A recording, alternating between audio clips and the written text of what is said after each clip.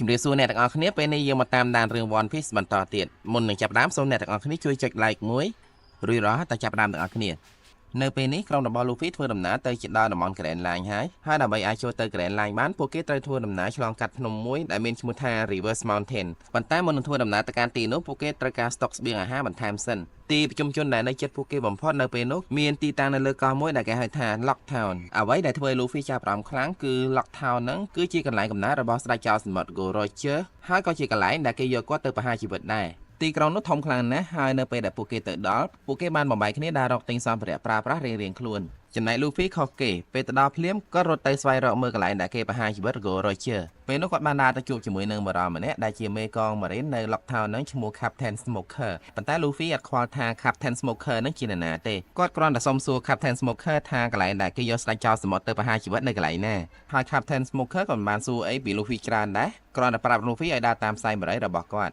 ់ឥឡូវនេះយើងកាត់ទៅមើល Zoro វិញម្ដងគាត់ត្រូវការទិញដាវថែម2ទៀតប៉ុន្តែគាត់អត់សូវមានលុយ Zoro អាចទៅខ្ចីលុយពី Nami បានតែ Nami គិតការថ្លៃពេកដល់តែ 300% ចឹងហើយទៅគាត់មិនខ្ចីនៅថ្ងៃនោះ Zoro បានឃើញជនពៀល2នាក់កំពុងតែចង់ព្រួតធ្វើបាបនារីម្នាក់ហើយនៅពេលដែល Zoro ចង់ចូលទៅជួយនារីម្នាក់នោះក៏ចេះគុណដាវខ្លាំងគួរសមដែរអាចចាត់ការពីអ្នកនោះបានមិនបាច់ចាំ Zoro ជួយទេក្រោយពេលចាត់ការពីអ្នកនោះបានហើយស្រាប់តែនារីម្នាក់នោះជាពុកជើងដួលបណ្ដាលឲ្យជ្រុះវ៉ែនតាពេលនោះ Zoro ចិត្តល្អក៏ជួយរើសឲ្យប៉ុន្តែមិនដឹងអ្ហ្មិចទេគាត់បែរទៅជាច្បាច់វ៉ែនតានោះកំទេចចោលមូលហេតុគឺបណ្ដាលមកពី Zoro ភ្ញាក់ព្រោះឃើញនារីម្នាក់នោះដូច Kuina idol របស់គាត់តាំងពីក្មេងពេកជាលទ្ធផលនារីម្នាក់នោះបានទាញឲ្យ Zoro សងវ៉ែនតារបស់នាងងាកទៅមើលសានជីវិញអត់សូវមានអីគួរចាប់អារម្មណ៍ទេគាត់កំពុងតែដើរលេងផ្សារមើលស្រីស្អាតហើយនៅពេលនោះគាត់បានតាក់ភ្នែកជាមួយនឹងនារីម្នាក់ដែលគាត់គិតថាស្អាតខ្លាំងណាស់ចំណែកអ៊ូសបវិញគាត់បានចូលទៅក្នុងហាងលក់គ្រឿងប្រើប្រាស់សម្ភារៈរបស់ចៅសមុទ្រដែលនៅទីនោះអ្នកលក់បានអួតប្រាប់គាត់ថាសម្ភារៈអស់ទាំងនោះសុទ្ធតែយកមកពីតំបន់ Grand Line ក្នុងចំណោមនោះមានកំភ្លើងម្ដងដែលអ្នកលក់ប្រាប់ថាវាជាកំភ្លើងដែលចៅសមុទ្រ Gold Roger ចូលចិត្តប្រើជាងគ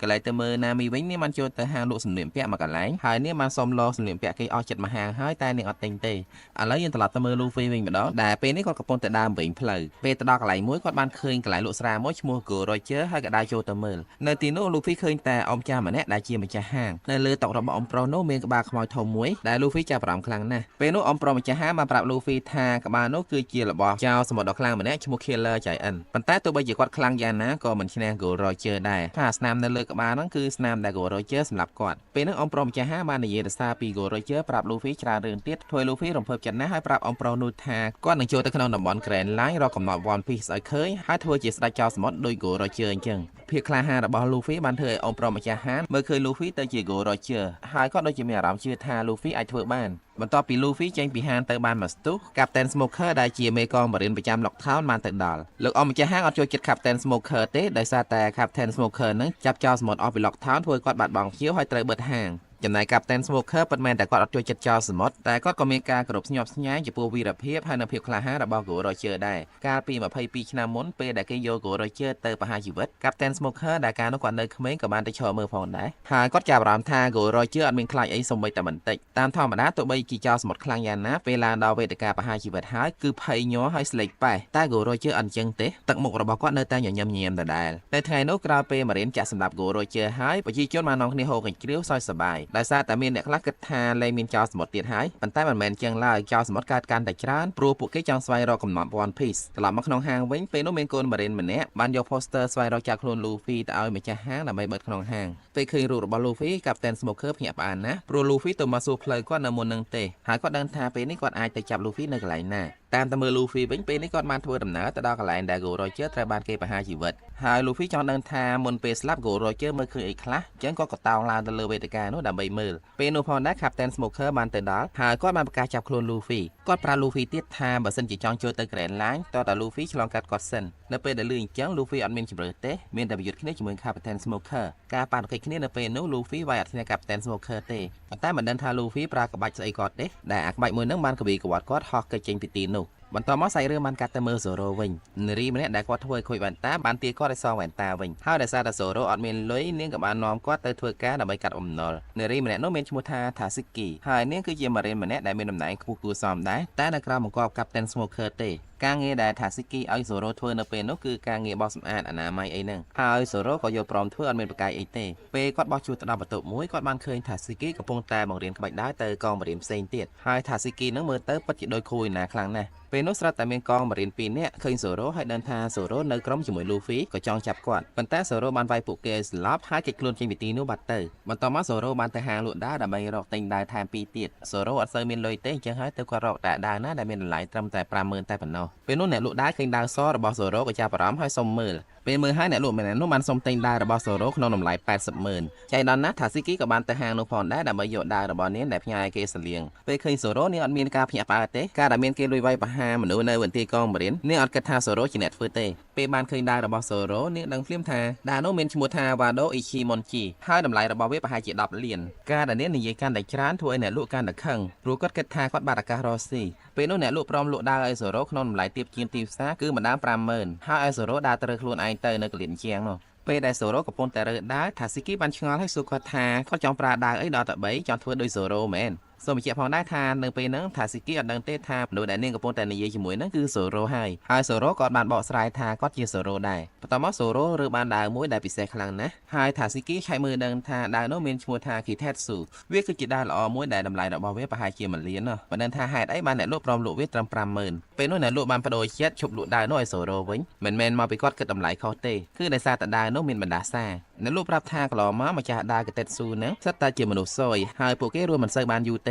េប៉ុន្តែសូរ៉ូអត់បានគិតច្រើនទេក៏សម្រេចចិត្តទិញយកដាវមួយនោះបន្ទាប់មកគាត់ចង់ដឹងថាគាត់សយឬក៏ហេងគាត់ក៏បោះដាវនោះឡើងទៅខាងលើហើយលាដៃចាំទ្រវាពេលដាវនោះធ្លាក់ចុះមកវិញវាអត់បានកាត់ត្រូវដៃរបស់សូរ៉ូទេបានន័យថាសូរ៉ូហេងពេលឃើញអ្នកគុនដាវមានភាពក្លាហានអញ្ចឹងម្ចាស់ហាងបានរត់ទៅយកដាវល្អរបស់គាត់មួយទៀតមកឲ្យសូរ៉ូអត់គិតលុយទេហើយដាវ Kitetsu ដែលសូរ៉ូបានទិញមុនហ្នឹងក៏ហ្វ្រីឲ្យដែរពេលនេះសូរ៉ូមានដាវគ្រប់ចំនួន3វិញហើយសិតតែជាដាវល្អបន្ទាប់មកសូរ៉ូបានទៅជួបលូហ្វីនៅតាមផ្លូវហើយនៅពេលនោះពួកគេបានឃើញហេតុការណ៍មួយដែលនៅក្នុងនោះមានបរិសុទ្ធ5នាក់ទៅពាត់បរិសុទ្ធម្នាក់បន្តិចក្រោយមកបរិសុទ្ធម្នាក់នឹងបានបាញ់បរិសុទ្ធ4នាក់ឲ្យរបួសហើយដល់លែងបរិសុទ្ធម្នាក់ដែលក្មេងជាងគេឲ្យត្រឡប់ទៅវិញសូរ៉ូមើលស្គាល់ថាបរិសុទ្ធម្នាក់នឹងគឺជាអ្នកប្រមាញ់ចោលសមុទ្រឈ្មោះ Daddy the Father បន្ទាប់មកសាច់រឿងបានកាត់ទៅមើលអ៊ូសបដែលពេលនេះគាត់កំពុងតែទិញវ៉ែនតាអ្នកលក់ប្រាប់ថាវ៉ែនតានោះគឺជាវ៉ែនតាពិសេសមានតែមួយទេនៅក្នុងហាងពេលនោះអ៊ូសបសម្រាប់ចិត្តទិញហើយប៉ុន្តែនៅពេលដែលគាត់ដើរទៅយកលុយមានក្មេងស្រីម្នាក់បានមកទិញយកវ៉ែនតានោះកាត់អ៊ូសបពេលនោះអ៊ូសបបានតាមតវ៉ាជាមួយក្មេងស្រីនោះព្រោះគាត់ឃើញវ៉ែនតានឹងមុនពេលឆ្លុះចុះឆ្លាក្មេងស្រីនោះបានប្រាប់ថានាងស្គាល់មេកងបរិញ្ញាប្រចាំក្រុងនឹងហើយអ៊ូសបក៏អួតផងដែរថាគាត់គឺជាក្រុមចៅសមុទ្រដែលកំពុងតែល្បីតម្លៃខ្លួនរបស់គាត់គឺ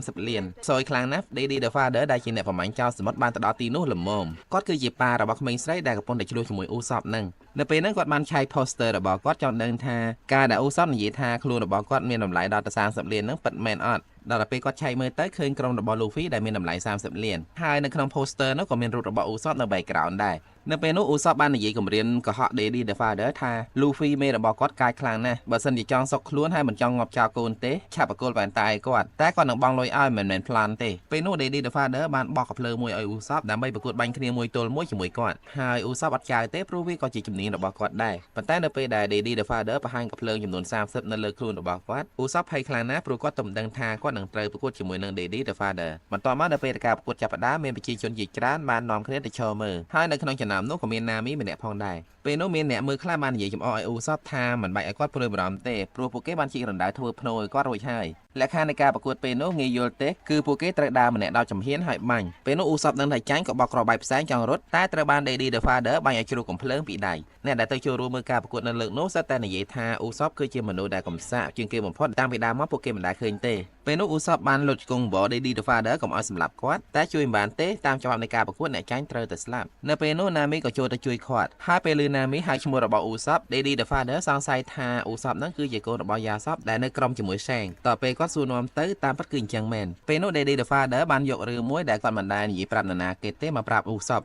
គាត់ប្រាប់ថាកាលពីមុនគាត់ធ្លាប់ប្រកួតបាញ់កាភ្លើងជាមួយនឹងយ៉ាសបហើយនៅក្នុងការប្រកួតលើនោះគឺគាត់ជាអ្នកចាញ់ប៉ុន្តែនៅពេលនោះយ៉ាសបមិនបានសម្លាប់គាត់ទេដោយសារតែដឹងថាគាត់មានកូនស្រី ម្នាក់ត្រូវមើលថែចាប់តាមពីពេលនោះមក Daddy the Father គ្រប់យ៉ាសពខ្លាំងណាស់ព្រោះគាត់គឺជាអ្នកខ្លាំងអ្នកក្លាហានហើយមានចិត្តធម៌ទៀតពេលនោះឧសពយល់ពីគោលបំណងរបស់ Daddy the Father ដែលបានលើកយករឿងអាម៉ាស់ដែលគាត់ប្រកួតចាញ់មកនិយាយនៅពេលហ្នឹង Daddy the Father ចង់និយាយប្រាប់ឧសពថាប៉ារបស់ឧសពគឺជាអ្នកក្លាហានអញ្ចឹងឧសពត្រូវតែក្លាហានឲ្យបានដូចគាត់បន្ទាប់មកដើម្បីស្ដារកិត្តិយសឡើងវិញឧសពបានសុំឲ្យ Daddy the Father ផ្ដល់ឱកាសឲ្យគាត់បានប្រកួតម្ដងទៀតហើយ Daddy the Father ក៏បានយល់ព្រមដែលឲ្យឧសពប្រើអាវុធដែលគាត់ចូលចិត្តប្រើបាញ់រកត្រីនៅលើដំបូលផ្ទះមួយដែលនៅយ៉ាងឆ្ងាយហើយបើសិនជាឧសពបាញ់មិនត្រូវទេគាត់នឹងសម្លាប់ឧសពចោលនៅពេលនោះសំណាងខ្លាំងណាស់ដែលឧសពបាញ់ត្រូវហើយគាត់បានស្ដារកិត្តិយសភាពជាអ្នកក្លាហានរបស់គាត់បានមកវិញសម្រាប់រឿងនេះផងដែរខ្ញុំសូម ត្រឹមប៉ុណ្ណេះសិនសូមអរគុណអ្នកទាំងអស់គ្នាដែលបានតាមដានទស្សនារឿងនេះជាមួយខ្ញុំបើសិនជាយល់ថារឿងនេះល្អមើលសូមកុំភ្លេចជួយចុច like ហើយនិង comment ម្នាក់មួយផងព្រមជាមួយគ្នាសូមកុំភ្លេចសម្រាប់អ្នកដែលមិនទាន់បាន subscribe channel មនោចរណៃទេក៏សូមជួយ subscribe ម្នាក់មួយហើយជួយចុចរូបកណ្ដឹងនិងរើសយក all ផងសូមអរគុណម្ដងទៀតនិងសូមជូនពរសុខភាពល្អអនាគតបបររុងរឿង